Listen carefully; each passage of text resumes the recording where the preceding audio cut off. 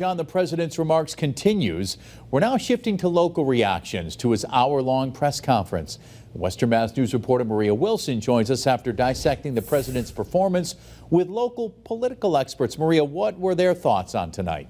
Chris, the president had a lot on the line heading into tonight's press conference. Many voters and analysts alike said the president had to perform better tonight than he did during the last debate. And the political experts I spoke with are confident that the president was able to do just that. President Biden speaking to the press in his first solo press conference since his poor debate performance last month. As we inch closer to Election Day, the president is facing mounting pressure from fellow Democrats who express concerns over his ability to defeat Donald Trump. And for the president, the stakes were high going in. But this was 1,000% better than that debate. So I think it gives pause to some Democrats, and I don't think it's going to change anything. I think it's going to be Trump, Biden, round two, and with Trump leading and in a position to win. But I think Biden probably put some brakes on a few people tonight. The president giving no indication to the nation tonight that he plans on stepping aside, instead saying his job is not over. I'm just going to keep moving. And because, look, I got more work to do. We've got more work to finish. There's so much. We made so much progress. I think everybody kind of expected him to fall and to fail.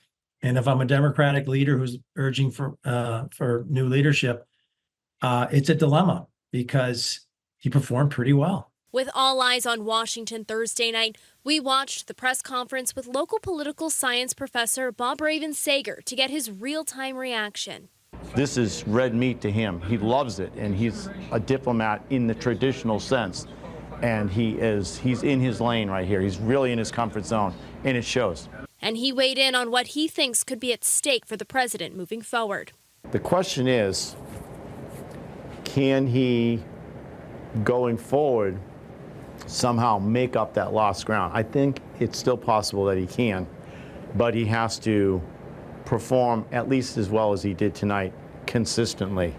Local political analysts praising the president for speaking about foreign policy with ease. You come away with this idea that the man is very knowledgeable about the world stage. He gave nuanced responses. He had a command of detail, and he was highlighting his successes. But for Raven-Sager, his performance wasn't picture perfect. I don't think he should have lifted up the paper and said, "I've been given a list of, don't do that. Just go ahead and call on these people."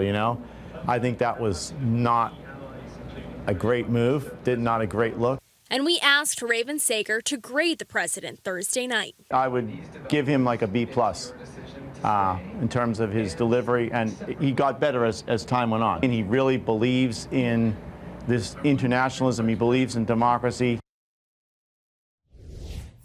Of course, a B+ isn't a perfect score, so I asked Raven-Sager what the president could have done better. He did mention the handful of times where Biden fumbled or stuttered and some of his weaker moments. But all in all, the analysts say that if tonight was meant as a make or break situation for the president, it certainly was not a break moment for the Biden campaign. Reporting live in studio, Maria Wilson, Western Mass News.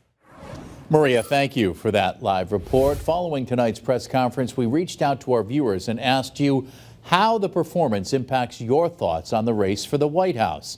The question we asked, if the press conference changed your thoughts on the race, and 51% of people say they supported the president before, but now they will not vote for him. 14% say they supported the president before and still do now. 1% say they didn't support President Biden until this evening, and now they do. And 35% say they still don't support him.